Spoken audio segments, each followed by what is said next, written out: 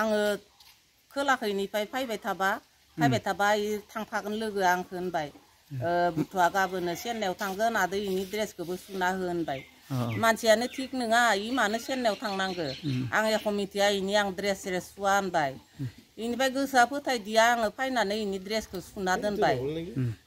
इनिफ्राय आरो इयो आंखौ फैनानै होनफैबाय आयै नोङो 2000 फैसा बुथुम लोगोफोरा होनदो नोङो गारियाव इयो नुदो बुथुआ अखारना थाबाय होननानै जोंहानि बिबनांनि फिसालाया होनदो गारियाव ओमफ्राय अखारना थालांदोनो होनबा आं फन खालामहरबाय इयो होनदो बुथ' नों माथो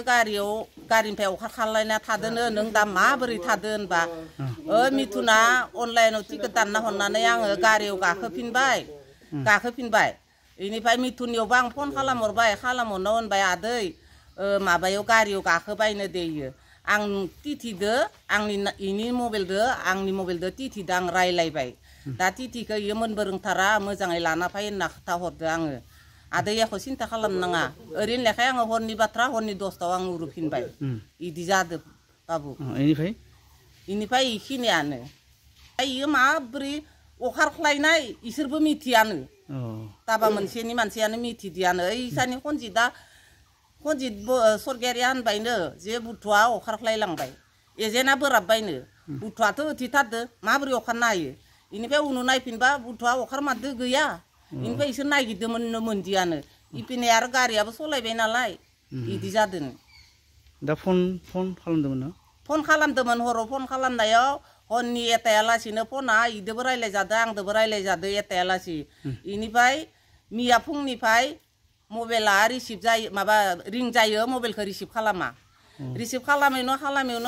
इनिफ्राय 11ता बाजानिफ्राय इनि मबाइला सुइस अफ दासिमालासिनो सुइस अफ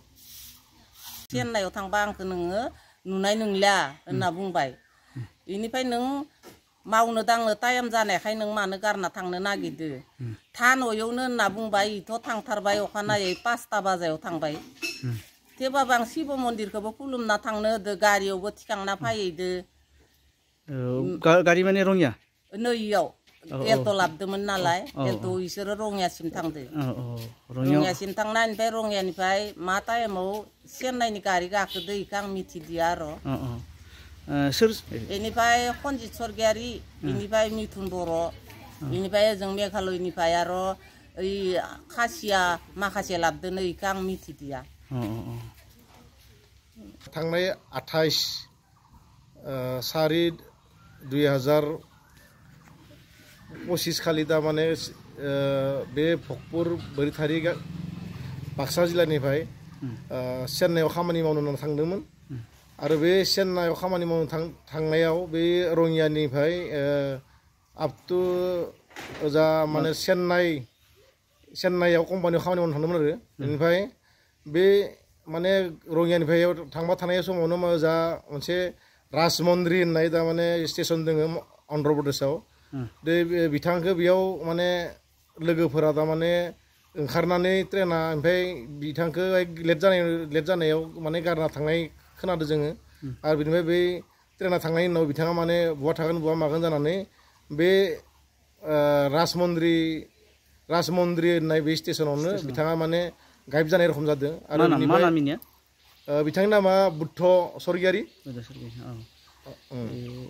सोरजों थांदोंमोन जों खोनानायाव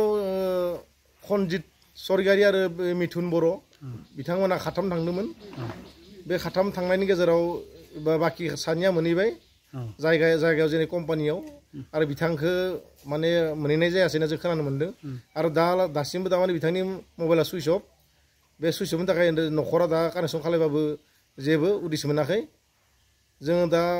लकेल पुलिस स्टेसन बरमायावबो जोङो एजार होबाय एफआइआर होबाय बिथांमोनाबो माने नायबिजिरनानै बिथांखौ नागिरना होगोन होननानै जोंनो बिथांखि होदों आरो जा रंगिया स्टेसनावबो जोङो मोनसे एप्लिकेसन होनाय जादों मैयानो ओमफ्राय बिथांमोनाबो बुंदो जों बिथांखौ जेरैखि हायाबाबो माने CC केमेरा फुटेजाव नायनानै बिथांखौ जोङो नागिरना होनायनि लाहार फाहार खालायगोन होननानै जोंखौ आसा खालायहरदो आरो बुंहरदो